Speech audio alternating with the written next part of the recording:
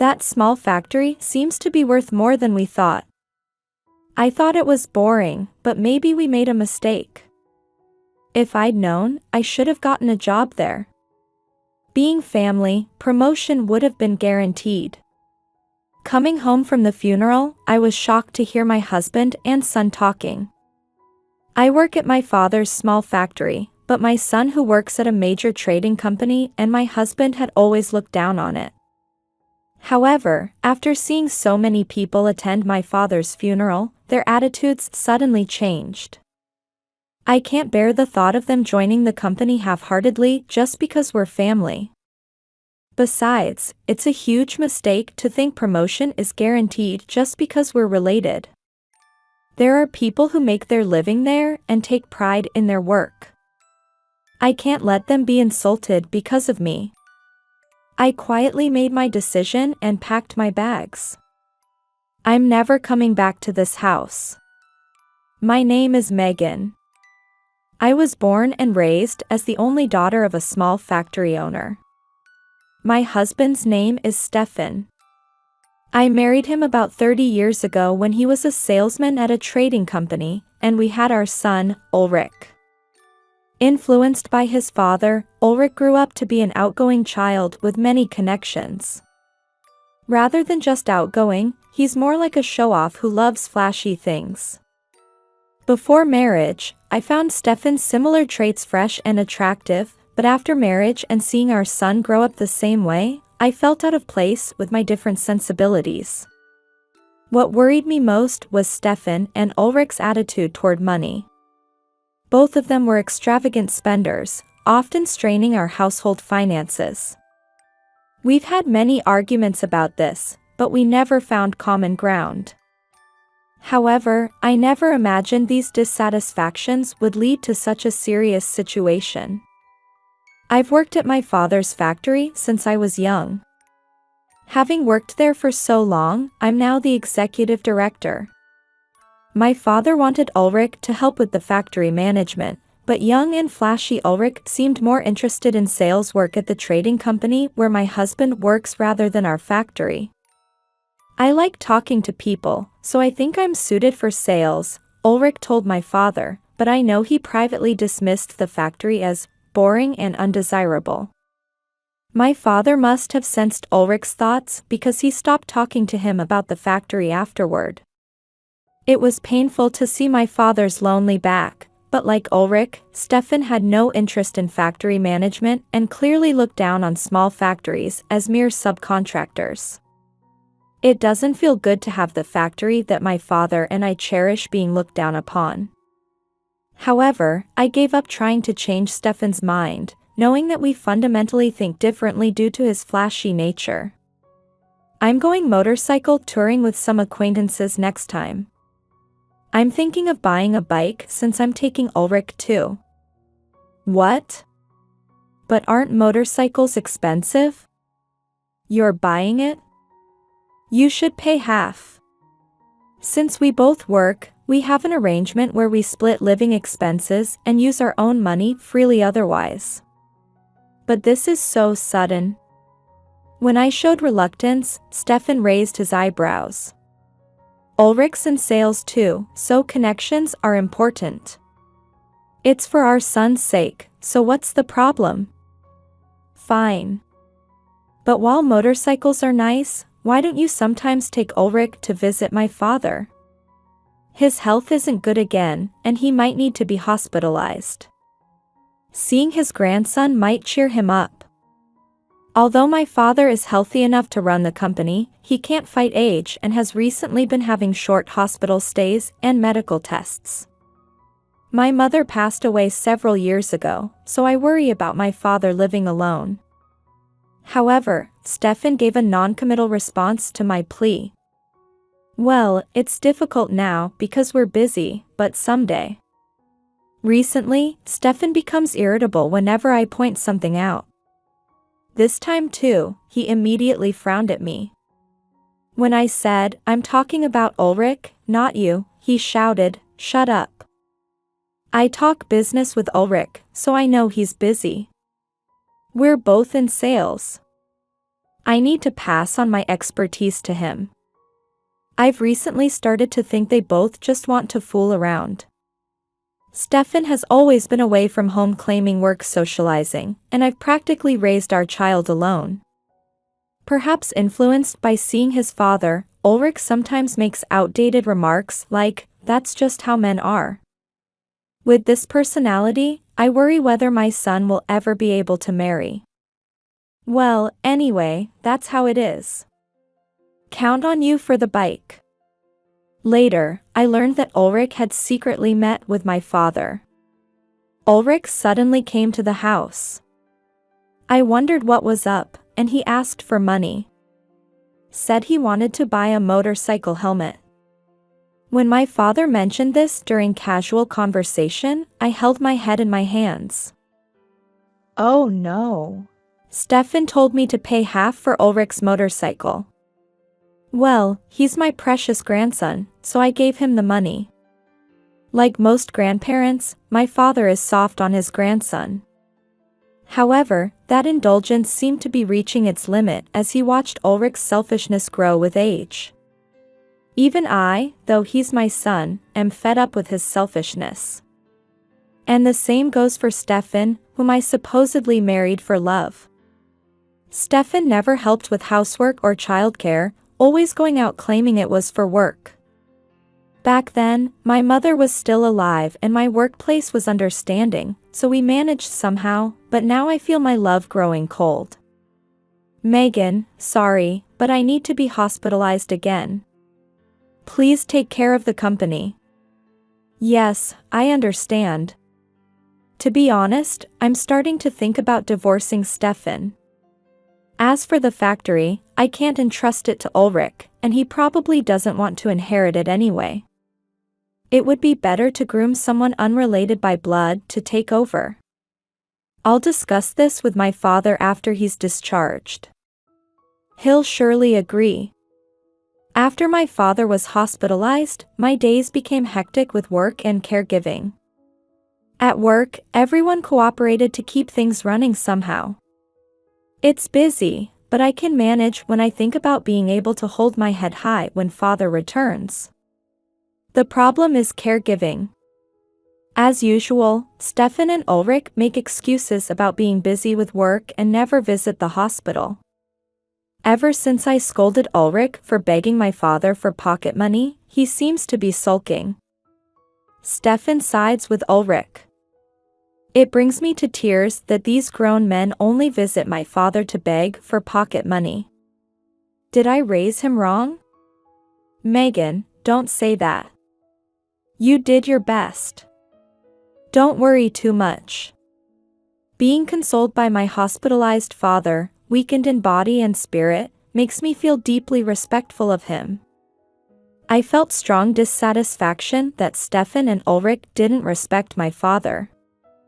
I might not be able to leave the hospital this time. Father. Don't say such things. My voice was almost a scream. I had vaguely prepared myself. Besides, the company can run without my father. This is thanks to him allocating work with this situation in mind. I'm getting old. I've made preparations and I'm ready. I'm leaving the company to you. Even if I could leave the hospital, I'm going to retire. I was speechless. My father had worked on the front lines for so many years. And as he declared, he never left the hospital. My father passed away a month later.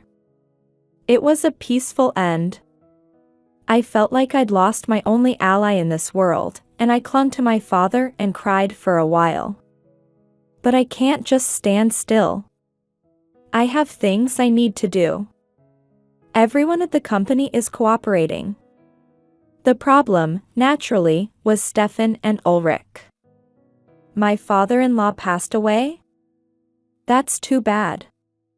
Looking at their seemingly sorry faces, I thought, you didn't even visit him in the hospital.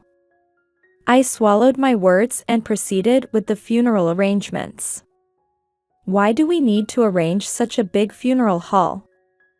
Family only should be fine. Let's just see him off ourselves. People from the company and business partners will come too.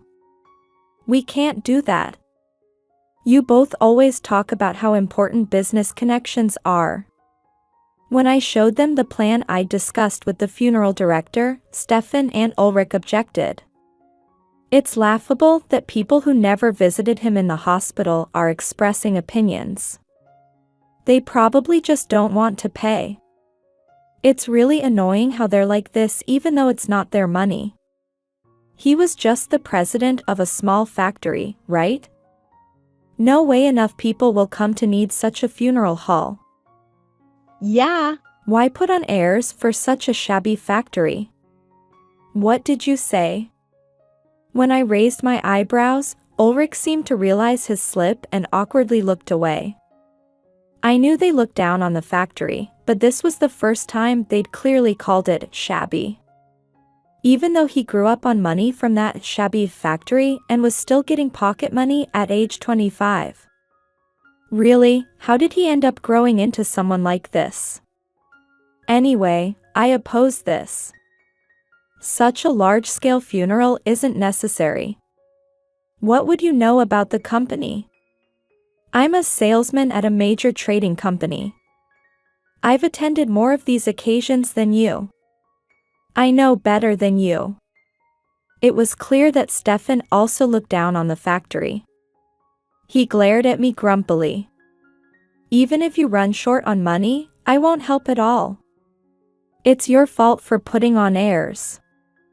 After making me pay for motorcycles, golf, and other things claiming they were necessary for work, I'm amazed he can say this.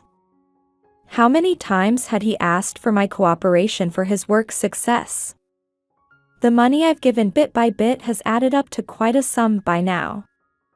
Enough for another funeral of the scale he's objecting to. Don't worry, the company will handle the funeral, and if anything comes up, I'll pay for it myself. Do what you want. You always told me to stop wasting money, but now you're spending it on something like this. Ulrich seemed unhappy even about me paying. Does he think his parents' money is his money? Your grandfather was the president. This isn't a waste of money. Ulrich. It's useless to say anything more. Let's go. That's what I want to say. Ulrich and Stefan glared at me resentfully before leaving. They'll probably go play somewhere again, claiming it's for work. They say they'll attend the funeral, so I'll have to turn a blind eye to everything else. After they stopped interfering with the funeral arrangements, everything proceeded smoothly. Things were a bit awkward at home, but I was too busy to care. I did the minimum housework, but otherwise was fully occupied with funeral preparations and work. Then on the day of the funeral, Stefan and Ulrich's eyes widened. So many people came? Even politicians and celebrities are here. Isn't that my company's president? The funeral hall I arranged was filled with people. It seemed unexpected for the two who had looked down on my father's company. Stefan hurriedly went to greet his company's president when he spotted him. President, thank you for attending. Ah, my condolences. I'm saddened to lose such a valuable person. You're too kind. As Stefan bowed, the president ended the conversation and walked toward me. Stefan watched his back with a surprised expression. It must be hard losing your father. Will you be taking over the factory? Until I see father's will, I can't say for sure, but that's my intention. I see. As executive director, you'll be fine. We'll support you. Your father helped us greatly. Stefan and Ulrich seemed puzzled why the president of a major trading company would speak as an equal with the executive director of a small factory. However, as soon as I mentioned my father's will, their expressions changed. With an ominous feeling, I spent time sharing memories of my father with the funeral attendees. After the funeral, I was busy with cleanup. Ulrich and Stefan hurried home first. Since only I had been involved in the preparations from the start, this was natural, but I felt strangely drained. There's still a lot to do, so thank you for your help tomorrow too. After thanking the employees who helped, I left the funeral hall. The cleanup finished earlier than planned, so I headed home thinking I could finally rest properly. I said I'm home but got no response. I thought they might still be sulking about the funeral, but the conversation I heard from the living room seemed strange. I listened to see what was going on. Ulrich and Stefan were talking excitedly. That small factory seems to be worth more than we thought. I thought it was boring, but maybe we made a mistake. If I'd known, I should have gotten a job there. Being family, promotion would have been guaranteed. As their words became clearly audible, I was speechless. I can't bear the thought of them joining the company we've desperately protected just for fun. Besides, it's a huge mistake to think promotion is guaranteed just because we're family. That's why Mom became executive director, because she's family. The employees would surely prefer a male president. My body trembled with anger at their words that insulted both me and the company. Taking maternity and childcare leave and getting promoted, what a sweet deal. Men can't get promoted even working themselves to death without taking such breaks. Maternity and childcare leave aren't the kind of breaks they think. It's like working a different job while away from the company. I keenly felt the failure in my child rearing. To think Ulrich had grown into someone with such a narrow, outdated mindset. Moreover, he looks down on and even mocks his own mother. Well, it's not too late. Ulrich, why don't you say you'll help your mother and change jobs? It'll all be yours soon anyway. Ulrich turning out this way is largely Stefan's influence. My husband never helped with childcare or housework, but when he felt like it, he wanted to let our son do expensive activities. That hasn't changed since Ulrich was a child. That's right. Next president sounds good. I'll talk to Mom. Stefan and Ulrich's fulfilling lives are built on my sacrifices. Words I tried not to think about took clear form in my mind at that moment. At this rate, I'll continue to be trampled by them. Moreover, they were about to carelessly trample the factory and company that I, my parents, and the employees had desperately protected. There are many people who make their living and find fulfillment in their work at that company. I can't let my misjudgment harm the employees. I quietly made my decision and walked past the living room where my husband and son were chatting. Thanks to preparations for the funeral that included overnight stays, my bags were already somewhat packed. Perhaps because I'd been thinking about divorce deep down. The bags were ready to go at any moment. And so I left the house. Stefan and Ulrich didn't even notice. I got into my car without looking back. It was perfect timing to return to my parents' home where my father had lived alone. I couldn't bear to sell it, and it's plenty spacious. It might be too big for one person, but since my father was like a face of this town, many people around here would regret if I sold the house. I'd been staying here when my father's condition was bad anyway, so preparations for me to live here were already complete. I mailed divorce papers to my husband. The day after I left home, I received countless calls from Stefan. Megan. Where are you now? I couldn't help but frown at the sudden loud voice on the phone. Where? At my parents' house. Haven't the divorce papers arrived yet? Divorce papers. What's going on? I haven't heard anything about this. Stefan was clearly flustered. He must be troubled about losing his cash cow. I let out an exaggerated sigh. The difference in our sense of money has become impossible to overlook lately.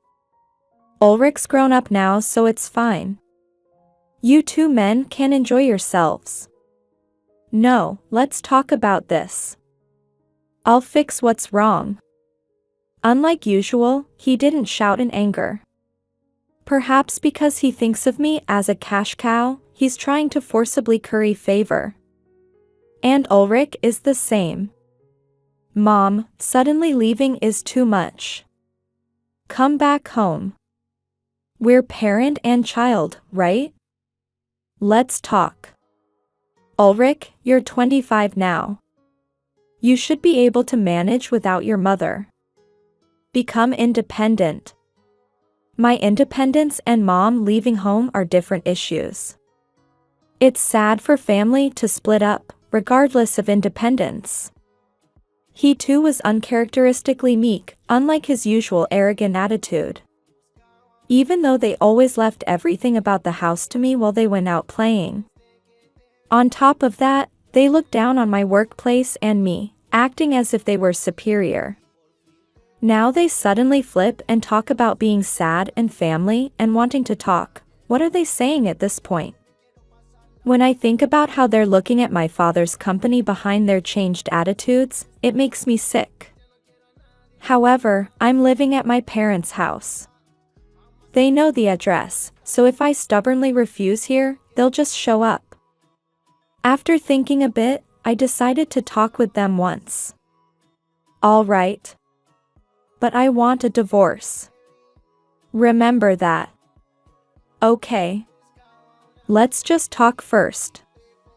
Stefan and Ulrich are underestimating me. They're probably full of themselves about being good at sales and think they can easily persuade someone like me once we meet in person. They can think that way for now. I'm completely fed up with them. I started preparing for the meeting to cut ties with them completely. The meeting was held 3 days later. They unusually wanted to meet right away, though they normally make excuses about being busy with work and leave the house. I wanted about a week to prepare, but Stefan and Ulrich wouldn't allow it. They probably planned to team up and persuade me. They must have thought that if they waited a week, I would become too wise to their tactics. Indeed, that's what I had planned.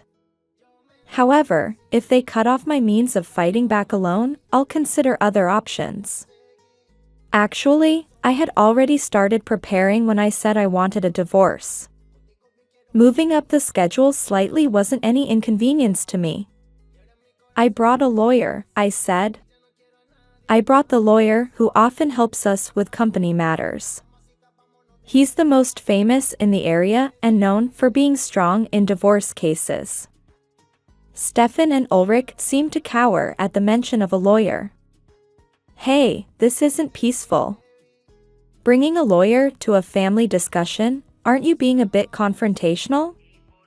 Their forced laughter was pathetic. Their voices were trembling, they probably had far less composure than expected. I told you, didn't I? I want a divorce. If you won't agree to it, this much is normal. Mom, do you want to cut ties with us that badly? Ulrich looked at me with a sad face. Before, I might have been swayed by this, but after hearing Stefan and Ulrich's conversation in the living room, I surprisingly felt no affection for either my husband or son. Yes. I naturally want to cut ties with someone who thinks about transferring to my father's company just because they think they can get promoted for being family. Ulrich's face turned bright red and he fell silent. He probably never thought I had heard that day's conversation. They're quite naive not to have suspected anything even though I left that very day. You. Why did you? Oh. You were so absorbed in talking that you didn't notice I had come home. That really made me lose all patience with you. I don't want you touching that company with even a finger.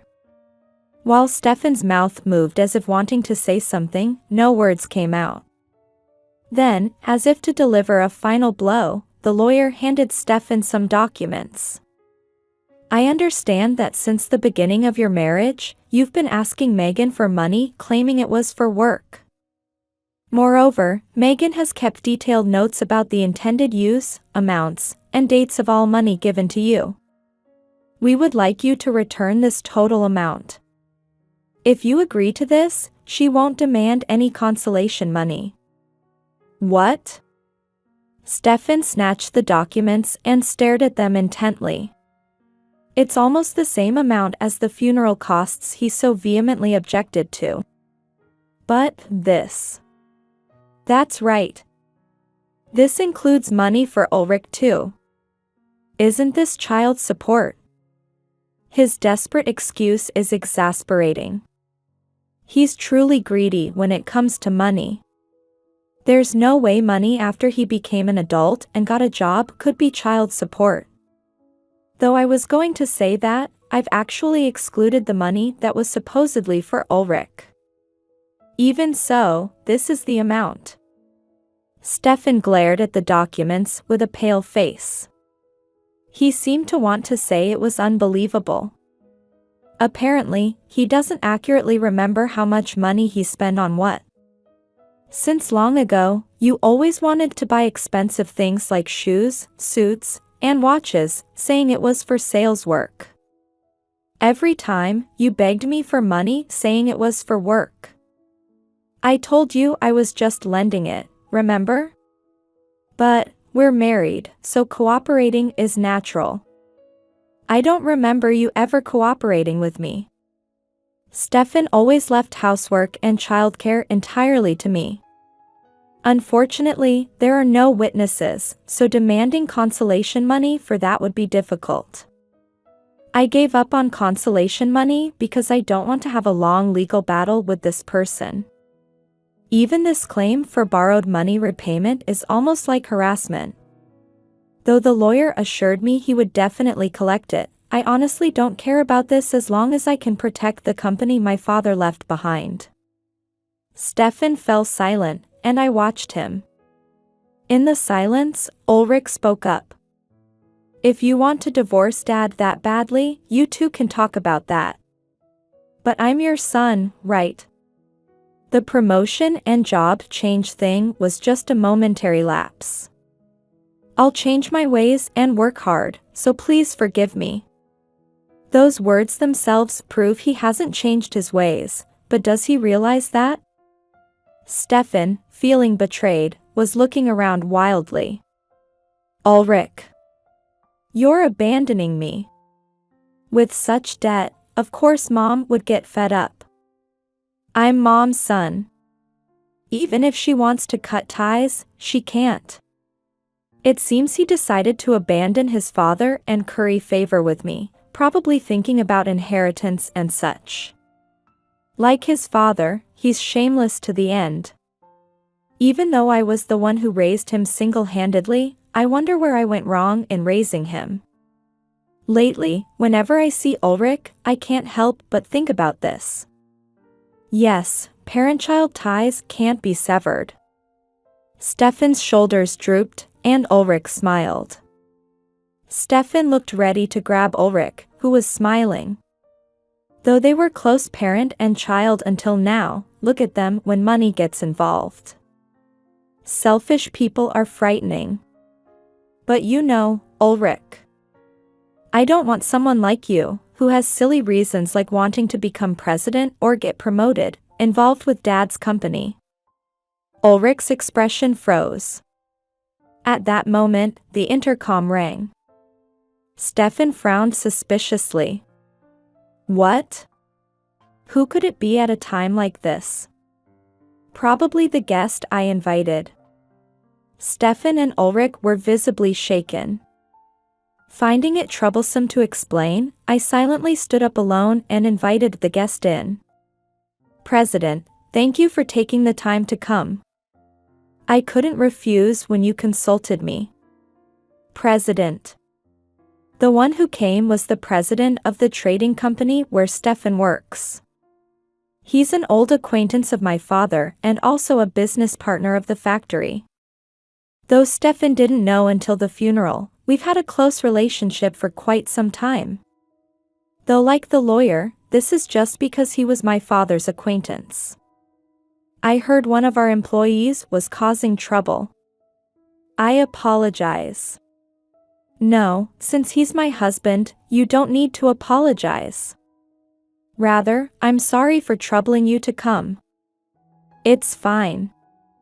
Your father helped me tremendously, and I want to maintain a long relationship with your company.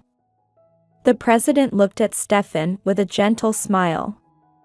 Being in front of his employer, Stefan straightened his posture while sweating profusely. Stefan, was it? We'd have problems if someone like you who doesn't know right from left gets involved with that company. I'm sorry, but could you give up? The small factory. Seeing Stefan's surprise, the president shook his head with a deep sigh. Stefan seemed unable to understand the situation. It was really fortunate that your predecessor kept private and business matters separate. Though because of that, Megan ended up marrying someone like you. It was lucky for us that our business wasn't terminated despite your rudeness. What do you mean? Ah, your son is in the sales department at Ravenwood Trading, right? Mr. Ravenwood has something to tell your son. Here, the phone is connected, talk a bit. Ah, yes.